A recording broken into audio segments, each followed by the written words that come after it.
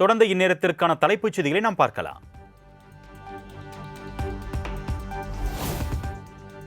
ஒரு மனிதரை காப்பாற்ற என்னையே தியாகம் செய்தேன், ஆனால் பொய் சொல்பவர்களுக்கும் ஏமாற்றுபவர்களுக்குமே இங்கு இடம் உள்ளதாக ரவி மோகனின் தோழி கெனிஷா சமூக வலைதளம் மூலம் தகவல்.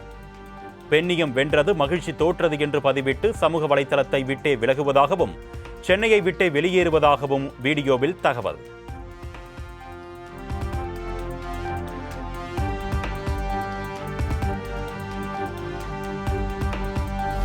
மனைவி ஆர்த்தியுடனான விவாகரத்து வழக்கு முடியும் வரை படத்தில் நடிக்க மாட்டேன் என்று நடிகர் ரவி மோகன் ஆவேசம்.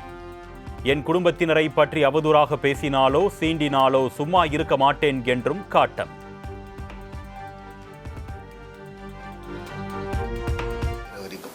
நான் நடிக்க போகிறது கிடையாது. ஏன்னா என்னால் நடிக்க முடியல. எனக்கு நடந்த அவமானங்கள், தேவையில்லாத அவமானங்கள் என்னால் தாங்க முடியலை. அதனால் என் டைவர்ஸ் கிடைக்கிற வரைக்கும், என்னை சீண்டி பார்க்கணும்னு நினைக்கிற வரைக்கும் எல்லாருக்கும் இங்கே தான் இருப்பேன். வாங்க சீண்டி பாருங்கள். இனிமேல் சாது கிடையாது நான். அதனால் என்ன நடக்குதோ பார்த்துக்கலாம்.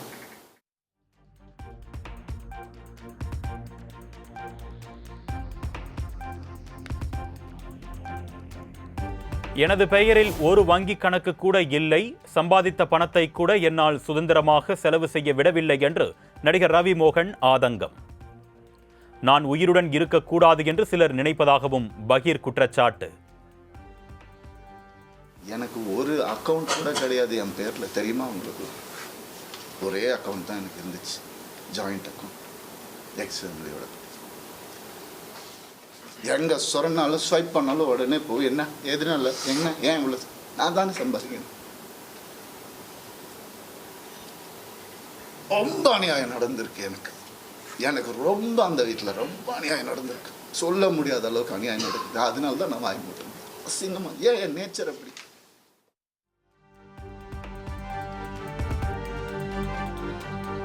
தமிழ் சினிமாவில் உள்ள 3 எழுத்து இட்லி நடிகையால் தன் குடும்பமே நாசமாகிவிட்டதாக ரவி மோகன் ஆவேசம்.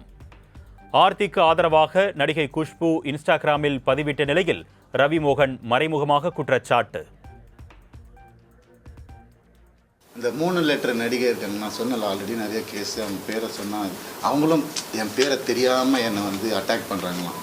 இட்லி நடிகை அதையும் சொல்லிடுறேன் நான். 3 பேர் ஹீரோஸ் என்கிட்ட, பெரிய ஹீரோஸ், அவங்க ஜென்ரேஷன் ஹீரோஸ் என் குடும்பத்தை கெடுக்க வந்த இவ்வாவை அசிங்கமான வார்த்தையில் சொன்னாங்க. நாசமாக போயிருக்கும். 3 பேரோட வாழ்க்கையை கெடுக்கிறதுக்கு ரெடியாக இருந்த அந்த ஒரு பொம்பளை என் லைஃப் பற்றி பேசுகிறாங்க. ஆனால் வேறு ஏதாவது பிரச்சனை வந்து அப்படியே நான் ஃபெமினிஸ்ட், நான் இப்படி ஆகிடுவேன். என்ன ட்ராமா இதெல்லாம்? உனக்கெல்லாம் ஏதாவது துப்பு இருக்கா என்னை பற்றி பேசுறதுக்கு?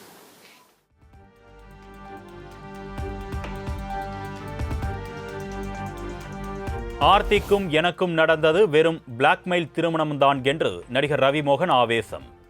கையை அறுத்துக்கொண்டு மிரட்டியே திருமணம் செய்து கொண்டதாகவும் கண்ணீருடன் பேட்டி.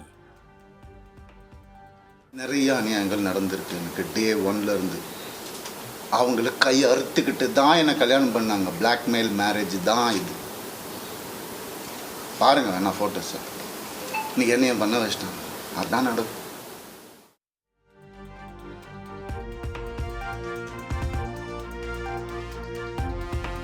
முன்னாள் மனைவி கொடுத்த தொடர் தொல்லையால் தற்கொலை செய்வது வரை சென்றுவிட்டேன் என்று நடிகர் ரவி மோகன் அதிர்ச்சி தகவல். அவ்வளவு எளிதில் தன் வாழ்க்கையை முடித்துக் கொள்ள மாட்டேன், ஒரு சிலரை முடித்துவிட்டுதான் நான் முடித்துக் கொள்வேன் என்றும் விபரீத பேச்சு. ஃபோக்கஸ் பண்ணிக்கோங்க. I started hurting myself. என் குழந்தைங்களை என்னை பார்க்க விடல. I started hurting myself. இந்த கை பார்த்துக்கோங்க, நார்மலாக தான். இதுதான் நடக்கும். அதான் உங்களுக்கு வேணும். I gave into everything.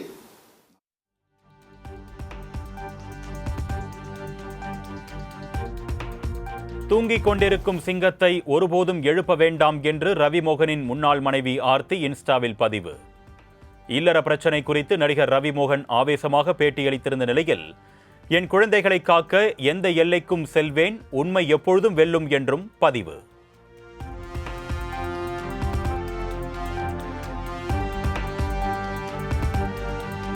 தமிழக பொறுப்பு ஆளுநர் அர்லேக்கருடன் முதலமைச்சரின் தனி செயலாளர் செந்தில்குமார் சந்திப்பு. அமைச்சரவை விரிவாக்கம் செய்யப்படவுள்ள நிலையில் இலாகா ஒதுக்கீடு தொடர்பாக ஆலோசனை நடத்தியதாக தகவல்.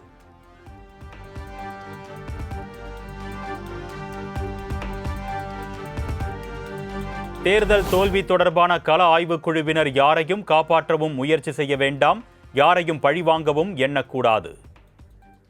தலைவரான என் மேலேயே குறை சொன்னாலும் பரவாயில்லை, அதனை அறிக்கையில் தெரிவிக்க வேண்டும் என்றும் கட்டளை.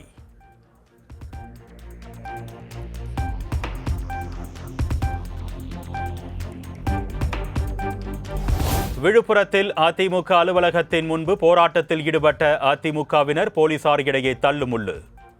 எஸ்பி ரவீந்திரகுப்தா தலைமையில் 250க்கும் மேற்பட்டோர் பாதுகாப்பு பணியில் ஈடுபட்ட போதும் அதிமுகவினர் கொந்தளிப்பு.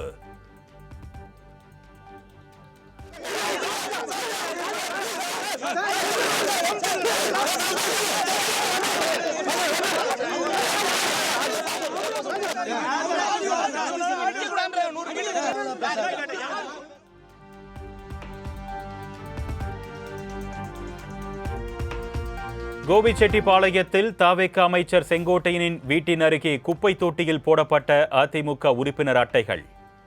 செங்கோட்டையன் வீடு அருகே சம்பவம் நடந்திருப்பதால் அதிமுகவினரிடையே பரபரப்பு.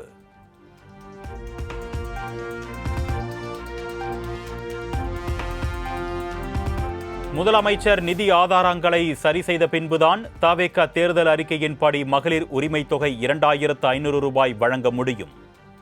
நிதிநிலை அறிக்கை தாக்கல் செய்த பிறகுதான் சொல்ல முடியும். இதுவெல்லாம் ஒரு நாளில் மட்டும் சரி செய்ய முடியாது என்று அமைச்சர் சிடிஆர் நிர்மல்குமார் செய்தியாளர்களுக்கு பேட்டி. பெரிய அளவில் நிதி ஒதுக்கீடுகள் எல்லாமே பினான்சியல் பட்ஜெட் முடிஞ்ச பிறகு தான் பண்ண முடியும். அதுக்கான பட்ஜெட் வர்றதுக்குள்ள முதல்ல அதுக்கான தேவைகளை நிதி ஆதாரங்களை சரி செய்து பினான்சியல் பட்ஜெட் முடிஞ்ச பிறகு தான் செய்ய முடியும். ஸோ இதெல்லாம் ஒரு ஜிஓல பாஸ் பண்ண முடியாது.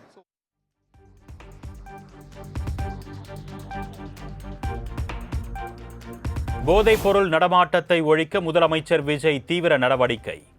சட்டம் ஒழுங்கு குறித்தும் ஒவ்வொரு துறை ரீதியாகவும் நாள்தோறும் முதலமைச்சர் ஆய்வு செய்து வருவதாகவும் அமைச்சர் சிடிஆர் நிர்மல்குமார் பேட்டி. சட்டம் ஒழுங்கு சரியாக போயிட்டு இருக்கு. எந்தெந்த இடத்துல என்ன முதல்வர் டெய்லி ஆய்வு செஞ்சுட்டு வராங்க. ஒவ்வொரு நாளும் ஒவ்வொரு துறையையும் முதல்வர் தலைமைச் செயலகத்திலிருந்து ஆய்வு செஞ்சுட்டு வராங்க. கண்டிப்பா ஒரு சில நாட்கள்ல பெரிய அளவிலான மாற்றங்கள் நீங்க பாப்பீங்க. நன்றி.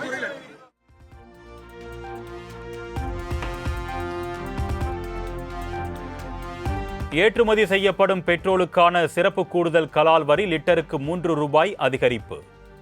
டீசலுக்கான கூடுதல் கலால் வரி லிட்டருக்கு 16 ரூபாய் 50 காசுகள் உயர்த்தப்படுவதாக மத்திய நிதி அமைச்சகம் அறிவிப்பு.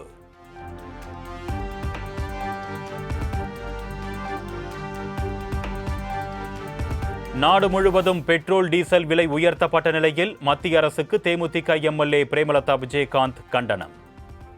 உரலுக்கு ஒரு புறம் இடி, மத்தளத்திற்கு 2 பக்கமும் இடி என்பதைப் போல அடுத்தடுத்த அறிவிப்பால் மக்களுக்கு பெரும் பாதிப்பு ஏற்பட்டிருப்பதாக கருத்து.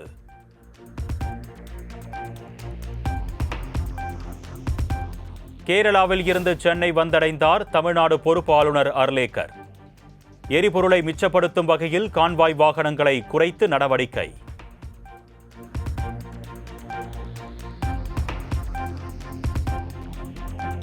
தவேக அமைச்சரவை விரிவாக்கம் தொடர்பான அறிவிப்பு இன்று வெளியாக வாய்ப்பு. ஆளுநர் அர்லேக்கர் தமிழகம் வந்துள்ள நிலையில் அமைச்சர்களின் இலாக்காக்களும் வெளியாகும் என தகவல்.